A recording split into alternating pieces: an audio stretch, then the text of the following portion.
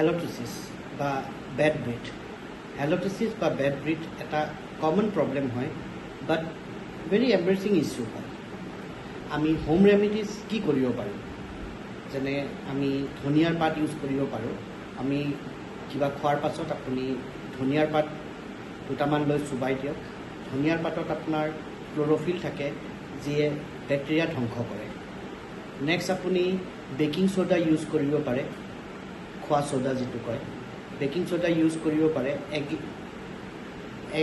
এক কাপ পানীত আধা চামুচ বেকিং ছ'ডাই মিক্স কৰি পেলাই আপুনি গাৰ্গেল কৰক।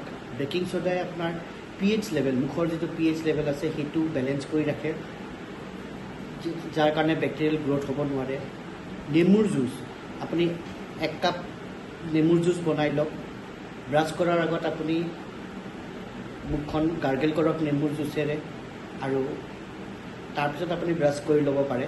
আৰু তাৰপিছত আপোনাৰ এপল চিডাৰ ভিনেগাৰ, এইটো এটা এণ্টিবেক্টেৰিয়েল প্ৰপাৰ্টি আছে। আপুনি এক চামুচ এপল চিডাৰ ভিনেগাৰ 1 গিলাচ পানীত মিক্স কৰি পেলাই আপুনি গাৰ্গেল কৰক। নেক্সট আপোনাৰ গ্ৰীণ টি ইউজ কৰিলে আপোনাৰ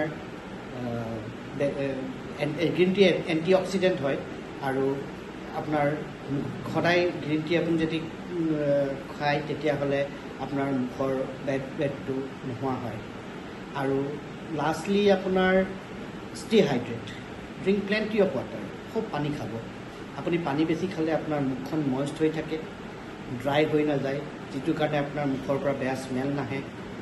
মুখত ভিতৰত যিবোৰ ষ্টিকি ফুড, খোৱা বস্তু আপোনাৰ সোমাই আছে, সেইবোৰ ফ্লাষ্ট আউট হয়, বেক্টেৰিয়াবোৰ ফ্লাষ্ট আউট হয়, আৰু আপোনাৰ এটা ভাল মুখৰ স্মেল এটা হৈ থাকে। এইখিনি ব্যৱহাৰ কৰক আৰু আপোনাৰ মুখখনৰ ভাল স্মেল, বেয়া স্মেলটো আপোনাৰ নোহোৱা হ'ব। Stay hydrate, drink plenty of water. Thank U.